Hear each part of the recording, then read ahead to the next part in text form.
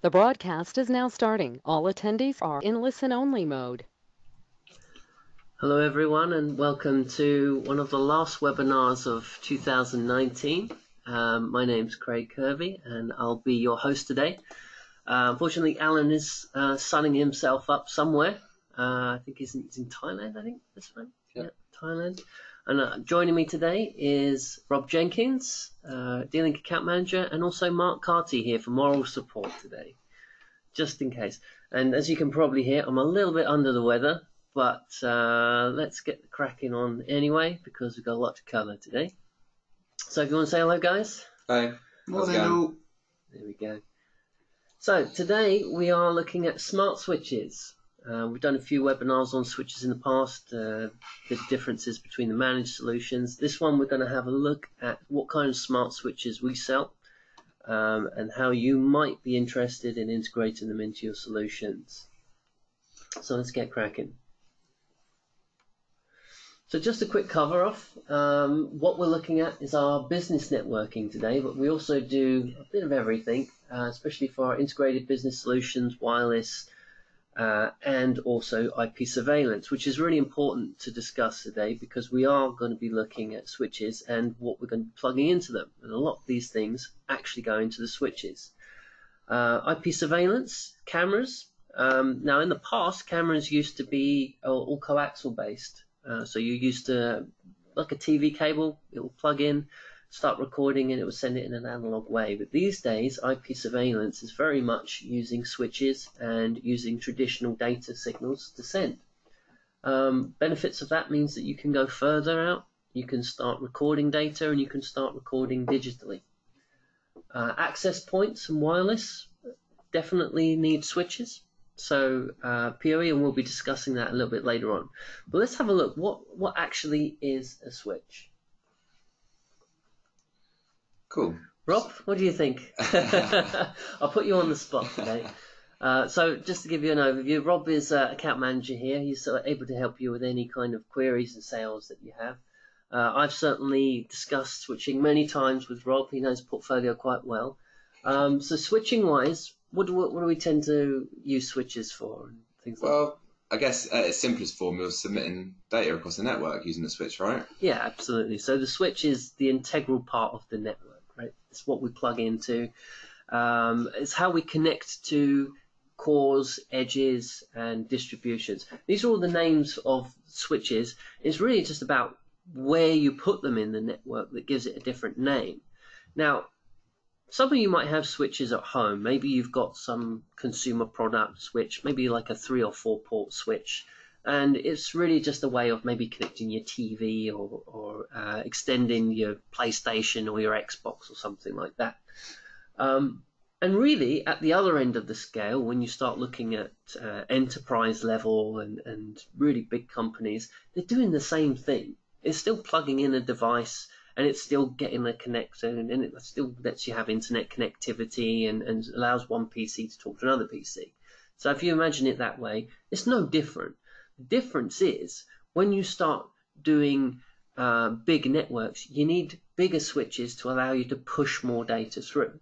Okay, so you need to have control as well. So you need to start thinking about management of those services, and that's really what we're having a look at today. So switching from our point is really just a way of plugging things in. Now we mentioned unmanaged switches, smart switches, and there's also managed switches. So where do we sit in terms of what switches are and what we're looking at as a portfolio? So I mentioned about that 3 or 4 port switch, and you've got it as unmanaged, right? Yep. So also known as dumb. Yeah, also known as dumb switches. They don't do anything, right? You plug it in, and all they'll do is they'll rebroadcast data out, and it just allows you just a way of adding extra ports. And we class that as an unmanaged switch. It doesn't have any interface or web GUI or anything like that. You just plug it in and you go. Now, that's great if you've got a small environment and you don't need to worry about monitoring your network or anything like that. But if you do need to start monitoring and you do need to start breaking things up, or maybe that you need to start having multiple networks using the same equipment, right? So that's really where the smart part comes in. Now the smart part will have an IP address, it will have a web interface, it might even have CLI, which is a command line. And then you go into the managed switches as well, which are the big heavy hitters. They allow you to do things called VLANs and other options. Now a VLAN is a virtual LAN. And what that means is you can start separating your networks. But that works at a layer 2 level. So all switches work at layer 2, and some switches work at layer 3 as well. And those are the switches that really work well with IP addresses. Today we're looking at smart switches. So this is a case where you might want to start breaking your network down, controlling your network, but you don't necessarily need a heavy hitting switch at that enterprise level. So it's really going to fit in that small business enterprise, medium enterprise. Now, different types. Can you think of the different types of switches that we have available in our smart range? In terms of the series? Or? Yeah, so we've got series and we've got different speed types and we've got different ways of management.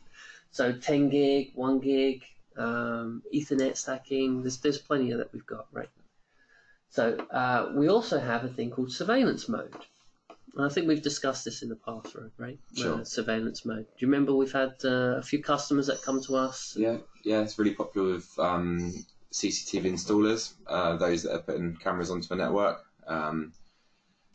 Yeah, I mean, we tend to use it, day in, day out with these guys. It's a really popular feature. It's been implemented across, quite a few of our different switch series as well, which is brilliant. Yeah, so originally I think the surveillance mode was implemented just on one single switch for us, and that was the DGS 1100 series, which we'll have a look at in a moment. But it's done so well that we decided to integrate that across the board for the rest of our smart range switches. So any smart switch that we do now will have an IP surveillance mode. And what that is very simply, it's a way of taking all of the features that you don't really use for surveillance, putting them aside, hiding them, and then having a nice, neat viewing browser where it tells you all the information that you need just for IP surveillance. So it's one of the nice features. And then you don't have to worry about the rest of the network. Now we also have different speeds depending on the different series. So a 10 gigabit switch and a 1 gigabit switch are very different. And then we'll have different models that's supported on. PoE, which is power over Ethernet, we do different variations of power over Ethernet. Again, we'll go into that. And the web interfaces themselves. So we're not really looking at web interfaces today. What I want to try and get through to you is the different series and maybe more why you would choose that switch rather than the feature set of what it does. A few of the key features will point it out, and then people, because what we generally have is we get queries where someone's trying to size up a switch and they don't really know what the difference is. If you can focus on the key areas, then you can have a look at the features afterwards. So what can I connect to a switch? Bit of everything. So mainly what we've discussed is IP surveillance, cameras. So we've got a camera there, which is a top-down fisheye kind of camera, and that'll be powered by the switch itself. But there's so much being connected now. VoIP phones, for example. So a lot of people might work in an office. And what is a VoIP phone? It's a standard phone. It will register across the internet, but it needs to be powered as well. They'll only take a few watts, not too many, maybe 2 or 3 watts. So it's quite low powered. So it can be powered by the switch itself via power over Ethernet. And we've got questions coming in. What is PoE? So like I said, power over Ethernet. So it's actually coming through a standard Ethernet cable and powering the switches, powering the devices on your network.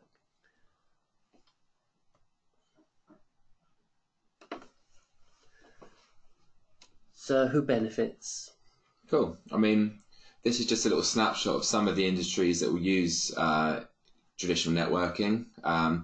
Obviously, it scales right up from S&B right through to some of the larger installs that you're seeing examples of here. I mean, the reasons why these guys will be using the network are going to vary massively. Some of them is just going to be introducing a wireless network. In the case of the football stadium, obviously they're going to need massive bandwidth for people checking the scores at half time and things like that. Yeah. Same with supermarkets. Any of these hospitality installs, they're going to try and deliver as good a customer experience as possible. And part of that is going to be offering a fast and typically free internet connection to their customers. Yeah, absolutely. It's everywhere these days. So if you ever walk into a coffee shop and you've got free guest Wi-Fi or something like that, Yeah. guaranteed it's going to be powered by an access point, and that access point has to be powered by something. Now, if you've got a big environment, like a warehouse or something like that, or really big areas where you still want to provide guest Wi-Fi, you've got to find a power supply for each one of those devices. Now, sometimes that's not really convenient. I mean, if you look around in our room right now, I don't even see a power point. We're in a standard office environment, an open office in a glass room. There's very little you can do. So what you can do, looking at things like the false ceiling above us, you would be able to pull an RJ45 cable, an Ethernet cable, maybe up to 100 meters, power over Ethernet, we generally say is around 80 meters. And then power the access point right from our switches, which are locked away safely.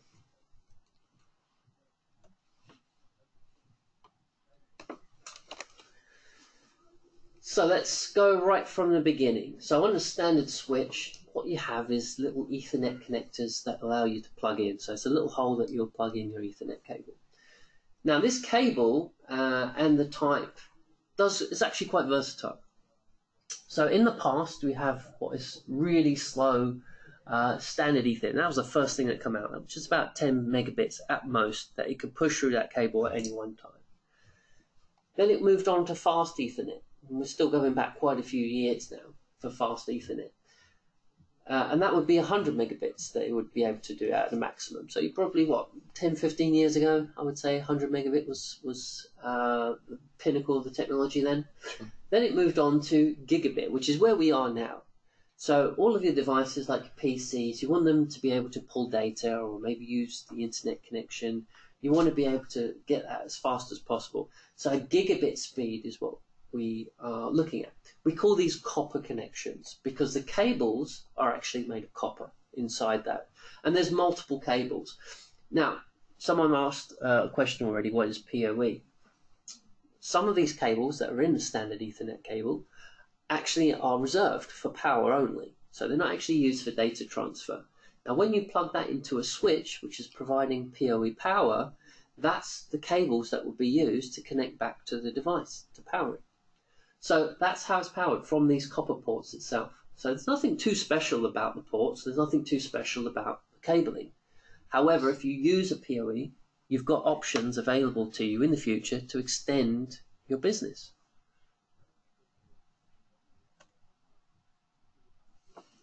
So here's a typical example, and we're going to start with the DGS 1100. This is our first smart switch in the series. Now, as I've mentioned, we've got a web GUI interface, and that web GUI interface will allow you to change all the details, allow you to set an IP address, and it'll allow you to create VLANs and all these sort of things. But it'll also have things like port security. So what you can start doing on these smart switches is start saying, well, I don't want this device to be powered on at this certain times. You can start scheduling things. You can also start saying, this is a device that I know, this is a device I not know. Someone plugs in to this network and I don't know what that device is. I don't want it to be able to work. So that's another thing that you can start implementing. Now I mentioned devices like voice, so VoIP phones. Yeah. And what we can start doing is doing auto surveillance and auto voice as well. So when you plug a device in, it knows if it's a camera or it knows if it's a voice phone. And it will make it join a different network. So you can start virtualizing your environment. So rather than keeping all of your business devices all together and then having all your guests join the same network, you want to split that off for security. And it also makes management a lot easier. So you'd have all of your business on one network, all of your guests on another network, maybe another network which will allow you to do people's phones or just staff data and things like that. And then you can also do ones for your phones so that your phones are separate from your network as well. If anything goes wrong with the phones, or maybe you want to do different rules to the other networks, that's an option available to you. Now with these switches, we can also do some really fancy things. And this is where the extra technology over an unmanaged switch comes in. So for example, quality of service. And what that means is you're able to say, well, I want this traffic to be really important. And maybe this traffic over here, that's not so important. So do the important parts first. Make sure people can get their emails. Make sure that all that server environment, all the backups that work at night, maybe they're prioritized. That's something you can start implementing. Now, what's really an important factor for anyone who's ever installed a switch, especially on a larger network, when you create a loop on the network, you start plugging things in, maybe you make a mistake or something like that, or maybe someone comes along later. This is really appropriate to schools, for example. Sure. And maybe a kid takes an Ethernet cable and he starts plugging things in and creating these little, just starts causing problems. Wreaking havoc. Wreaking havoc, exactly. Starts playing with them, all the cables. What they can do is they can actually take down the whole network in the past, because how it works is it gets caught in a loop and it starts spiraling. It starts taking up all the resources on your network. We call that broadcast storm. Now, what we can implement is a thing called STP, which is spanning tree protocols. Spanning tree protocols allows you to stop all the loops. So it will know what's a loop and what's an actual connection. And it's very easy to set up on these switches. And sometimes it's just a case of just turning it on and off you go. But it stops you creating these loops, which means that you can start thinking about redundancy on your network. So you can start putting in extra cables between switches, so that if one of those switches goes down, there's still a way for it to get out to your internet, out to your core, out to all your data services. And that's something that comes right from the smart switch and up. Okay, so it's on all of our smart switches.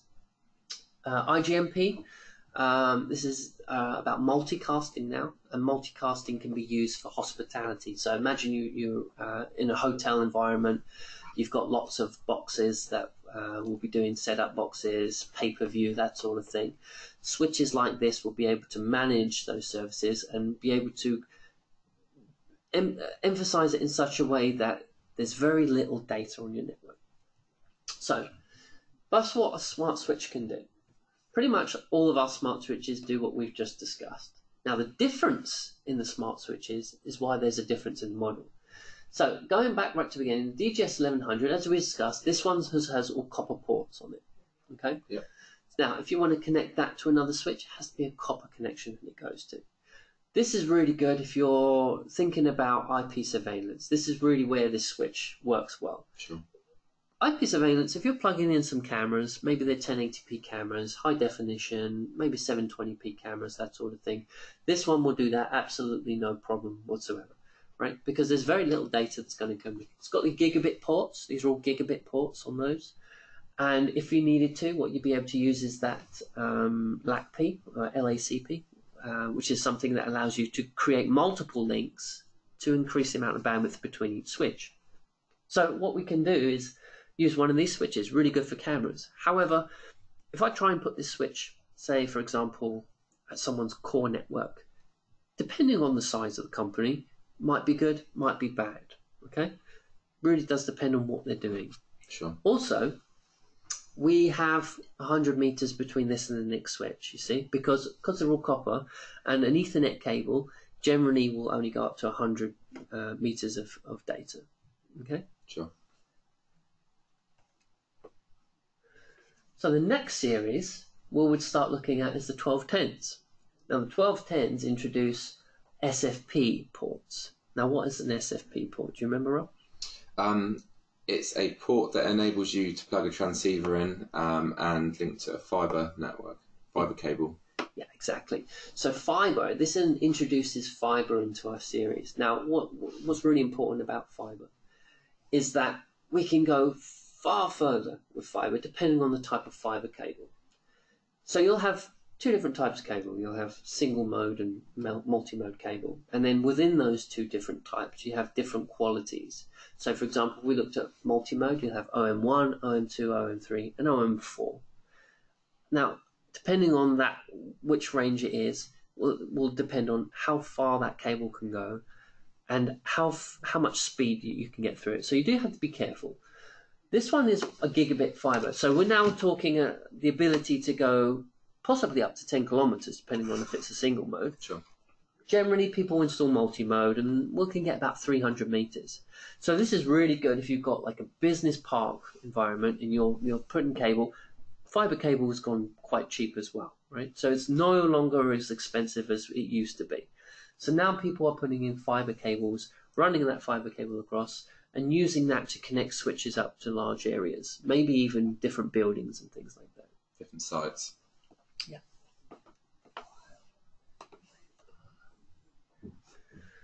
So here's a typical example of where we'd install it. So we've got a router and we've got 2 different switches.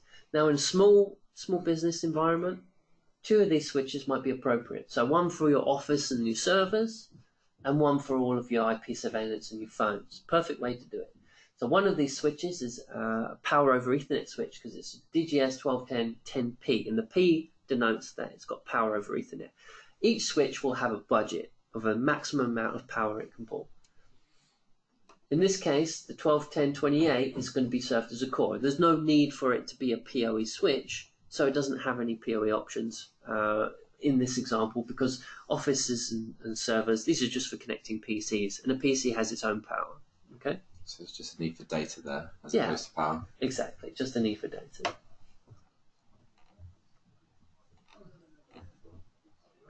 So now we go up to one of our newer models. We've actually integrated this because there's a much bigger need for 10 gig now than ever before. Sure. And it's only going to be getting more popular. So what we're doing now is, whereas before in the 1210 we had 1 gigabit speed, now we need more data to go through that. We need 10 gigabits of data. And that's actually called SFP+, right? Now, who would use this? I think this would mainly be used in an environment where they have a lot of data users, maybe a little bit of distance problems, Sure. maybe like a campus, for example. Yeah. They might have, or even a smaller office, they might need to get to a core switch, and that core switch might be in a different building. Now, those data users are very heavy. So if you have 10 users in that room, and maybe there's 30 children if it was a school or something like that, if 10 of those users were really heavy, that's a 10 gigabits of data right there. So you imagine if you tried to have all of that data and push it through a switch which wasn't really capable of 10 gig as a backbone, you're going to be stalled. Everybody's going to be waiting for the data. You're going to get really slow speeds. So having the ability to do a backbone is really precious now. And that's why the 1250s are introduced. So very similar to the 1210s in feature sets, but with a 10 gig backbone available to it. Now here's an example of how it might be used. So this is 1250s and the 1210s introduced. So the 1210s would be what we class as an edge switch in this scenario. And the 1250s might be classed as a distribution or aggregator switch. So if you look at the example on the right, you've got 2 switches of the 1210s, and that has to go and connect to a 1250. Sure. So you imagine there's 10 on one switch, 10 on another for the 1210s. That's 20 users. Yeah. Then that goes to the 1250, and there might be 10 users there as well. So that's 30 users, right? That's a lot of data that we need to push back to the core. And the core switch will have to handle this. So how we would build it is a core switch would be capable of handling 4 amounts of each scenario. So they have to have that 10 gig connectivity between the core and the switch, and then between the 1250 and the 1210s, that could be a 1 gig link, you see? And that's how we reduce our bottlenecks on the network.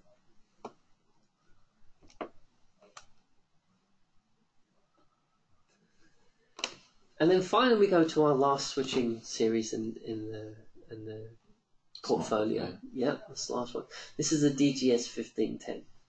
Now, you might be asking what's the difference between the 1250 and the 1510 if they're both 10 gig. Well, this one introduces a different kind of technology. Still 10 gig, and it still does your 1 gigabit ports for all of your copper. But now we introduce stacking. Cool. Okay. So stacking allows us to do things slightly differently. So let's give us an example. Now, in the past, without stacking, you'd have a switch. Now let's say you want to build on your network further. So you add another switch. So now you've got 2 switches in your network, you have 2 IP addresses, and you've got 2 things to configure. You add a third and a fourth. You see where the problem is. You've now got many switches that you need to connect. And every time you make a change on your network, you have to do that change multiple times across all of your switches. It becomes a bit of a problem. Now imagine if some of these switches were actually in the same department and you just needed extra connectivity. You'd still have 3 switches, for example, that you'd have to configure, even though they're right next to each other, they're in the same room. Now what does stacking do for us? By using stacking cables, we're able to physically stack the devices so that even if they're in the same room, you still only have one IP address. You see? So we've got 6 switches there, but one IP address. Now the management would be no different to having one really big switch. So this is perfect for if you're in an environment where you've got lots of data ports to put, and you need a good management. Also, if one of these switches in the stack goes down and you cable it correctly, you don't lose the rest of your network either. Okay, you can just plug in those, plug out those connections, plug into another switch, split them up a bit. It's still all the same. You can still change all the management features. Now, if you start adding different stacks in different areas, you've got all of these switches, but you still only have 3 IP addresses that you need to change. Creates a very resilient network. Resiliency is exactly what we're after. So you can start creating links between these as well. You can start using all of these switching technologies to start thinking about how we can get back to the core. You can link them between each other. You can link them together as stacking. It's a complete redundant network, and you can remove a single point of failure across the board. Reduces the risk of downtime. Absolutely. Now 1510 has slightly more power in terms of processing and that it can do as well. So generally what we do is we put those for a small business as our core switch, and we can start splitting up. So there's a really good example of how we can do 1510s, going back to our 1210 edge, and start breaking up our network into ways where we can start manipulating our data as well. Now, I do have a question here which I'll elaborate on from somebody called Nick. Let me just whiz this out. Do you have a tool to calculate the PoE budget and the correct device? Nick, we do. We can certainly link it to you, and I'll give details for it. Or you can search Dlink PoE budget, and it should come up with a calculator as one of the first hits. Now, if you're a partner with us, if you're a registered partner, what you can also do is on our partner portal, we have tools available to you that do PoE budgets and also data budgets for IP surveillance. So it's definitely worth checking those out. We've also got floor plans available for Wi-Fi as well. So what you can actually do is you could go into an environment, put in cameras, or put in wireless transmitters and start making your own heat maps too. So it's really handy. Definitely worth checking out.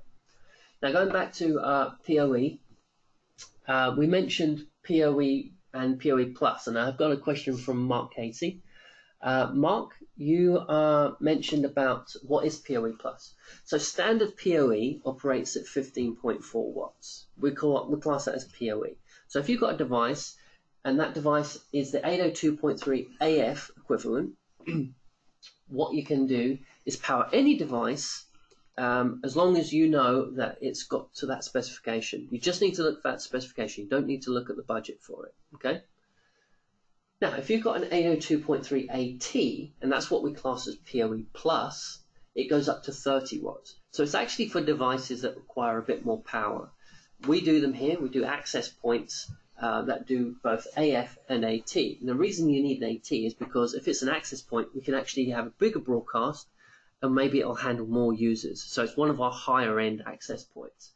And generally what you see is any kind of environment where you've got a big camera, maybe like a PTZ camera, they take more power. So you need a switch that is able to push out that power. Now, we mentioned about switches in general and how much power is available to it. So that's power per port. So 15.4 or 30 watts per port. Now, every switch will have a budget. So generally, our switches are about 193 watts. and we class that as a standard switch for PoE switch, 193 watts. Sure. So if you start plugging in cameras and start plugging in things, you'll have 193 divided by however many cameras you've got. And you just need to make sure that you don't go over. So let's say, for example, you've got access points and you want to put in 16 or 17 access points. You might have problems with the power budget with that example because it's going over that amount of wattage. But what you can do is you can start looking at max power options. And a max power option is the same sort of thing, same kind of switch, except the budget for all of the PoE is higher. So you can have 370 watts on a 24-port switch. So you know that you're able to plug in any kind of AF device into that switch, and it's always going to work. What people generally do, and this is a bit of a problem, and I do try and advise against it, people start overloading their switches.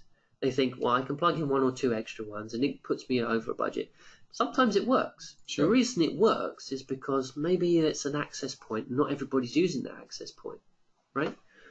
Which is fine, because it fluctuates. The problem is, when you power on an access point, it goes right to the top, and then it drops back down, and it starts idling, right? But when you power that access point on, it has to have the full amount of power available to it, because it's turning on all of its features.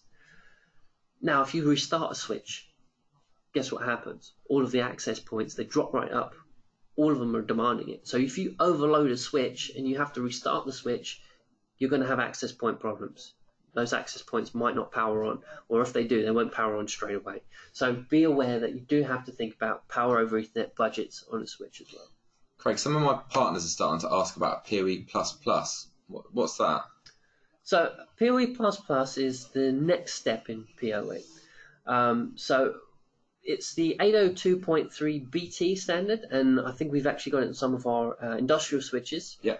And our industrial switches are slightly different to what we're talking about today, but what we can do is have extra power. So it goes up to right up to 90 watts. Sure. Or 60 or 90 watts, depending on what you need. So that's for things like radio dishes, but we're also seeing a difference in how the types of devices. So I've mentioned IP surveillance, I mentioned Wi-Fi several times. Now people want to do more because IoT is here, the Internet of Things. People want houses powered by things. So if you have a switch that's powering things like light bulbs, powering all of your services, like all of your technology. Smart plugs. Yeah, smart plugs. Detectors. All of it, right? So we want all of these Doorbells. devices powered on. So we need bigger power demands, and that's where we're going with PoE++. Sure.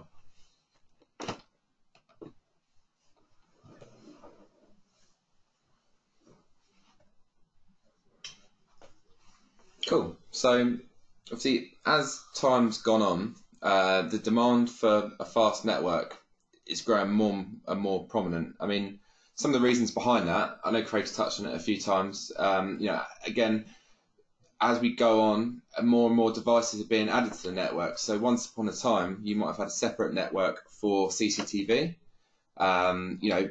With the emergence of IP cameras, IP surveillance, those cameras are now sitting on the main LAN. Craig's touched on access points as well. Those are going to be, requiring, data. BYOD, bring your own device. As time goes on, people are bringing more and more devices to the workplace, more and more devices to school, college, and they're expecting the same response, the same level of data throughput on those devices as you would have done on the PCs that were originally connected to the network. That's right. Yeah, there's much bigger requirements these days, and where we're going with this is managed services and managed solutions, 40 and 100 gigabits. So right now, the smart switches, they're up to 10 gigabits. Who knows where they're going to be in the future? But what we find is that it's perfect for that kind of primary school environment, or perfect for putting on the edges of devices, for really big installations. So the smart switch range goes right from the beginning, right from the small single users in an office, one small room, up to 10, say for example, 10 people, and then it goes right the way up to big campuses. So it really can be fitting everywhere. Yeah, it's also worth mentioning as well that with the emergence of cloud technology, applications based in the cloud, based on someone else's computer, someone's data center, there's more of a demand than ever for a fast data transfer rate. Once upon a time, you would have had some of the Adobe software sat locally on your device, but now with it being cloud based, there's a demand, there's a massive demand. If you look at a school, for example, graphic design department, there's 30 kids trying to upload and download high resolution images from the cloud. With that, there's going to be a massive requirement for data throughput for it to handle that demand. So why Dlink? Why won't people buy from us, Rob? Why wouldn't they? One of the main benefits of working with Dlink is our Value and Partnership VIP Plus partner program. So that is a completely free of charge program. I know Craig touched on it earlier. There's actually, there's a wealth of tools available to our partners via the partner portal. Craig mentioned them earlier. We've got the surveillance floor planner, Wi-Fi floor planner, product selector tool. There's also, as I say, a wealth of tools that make resellers and installers' lives easier. It increases that value add proposition as well. Again, I know Craig touched on it briefly. We've got a very comprehensive switching portfolio. We kind of call it end to end. So ranging straight from the real SMB unmanaged consumer grade products right up to data center, top of the rack, enterprise. We've got a switch that covers pretty much all bases. Yeah, absolutely. Yeah. So I think that brings us on to the final questions. And we've got a few popping up here, so we'll spend some time just discussing those. But first, if you don't want to stay for the questions, thank you for coming. We do schedule these throughout the year, so keep an eye out. We've probably done about 8 or 9 over the last few months, actually. So we also have some YouTube links if you've missed any in the past.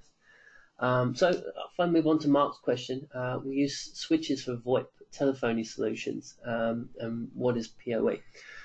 So the PoE, as we've discussed, is that you push all that data down, PoE plus, which is up to 30 watts. Sure. That's where we have additional amounts of power available to us. Generally, what we have is 24 and 48 port copper ports on a switch. So you do have to be careful of the budget that you're going to put. So, for example, if you're plugging in 48 port switch and you intend to plug something in on every single one of those ports, you do have to be very careful about what budget is you're putting it in, what version, whether it's up to 15.4 or whether it's up to 30, because it's obviously a little bit of math involved in that. We have calculators on our partner portal, so that's really important that people are aware of that, because it makes life really easy when you're trying to figure out what to purchase or what to help people with. We have another question from Simon. How many switches can be stacked? Depends on the model. We've discussed the 1510 here. Now the 1510 will allow up to 9 switches to be stacked, and it doesn't really care about the series model of the 1510. So for example, let's say it's a 48 port 1510 and a 24 port 1510. That's absolutely fine. You can stack them up to 9. What you can't do is you can't cross stack between different series. So you can't stack with a managed switch that's like a 3130 between the 1510. You can't stack those. You can only do like for the series. So all of our 1510 models can be used as a stack together. All of the 3130s can be used in a stack together, but you can't cross stack them. One from Chris: how can you mix IP cameras and data on the same network? You can. That's the part of our virtualization and segmentation. What we can start doing is using VLANs, and then you can have one group of data for one and one group for another. Now, a lot of people still might be a little bit apprehensive about putting IP cameras on one and IP cameras on another. Yes, it's up to you how you do that. You just need to be careful of the IP budget again and the amount of data that's going to be pushing through it. So have a look at have a think about how much data is actually going to be used and whether it's advisable to use something like a 1250 or a 1510 or a 1210 based upon your amount of data budget that you've got. And I think we've got time for one more. Can switches be stacked at a distance or does it have to be close? Great question. That's from Andy.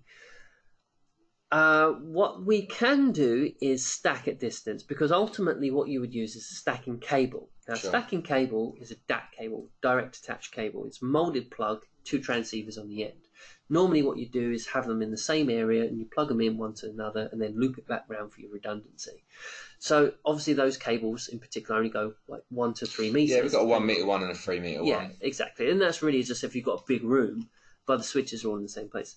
If you stack at distance, you would have to have 2 transceivers that are 10 gig, and you'd have to have the right appropriate fiber cable to do that. You absolutely can. Is it advisable whether you should? That's probably up for debate, but it is actually physically possible to do that. Cool. I've got some questions from Rebecca. What colour does the switches come in, and do they match my wallpaper? And Merry Christmas to you as well, Rebecca. Thank you very much. I think that's all the questions. So thank you everyone for coming, and Merry Christmas to everybody. Hope you have a really good year, and we will see you in the new year from Dlink. Thanks, guys.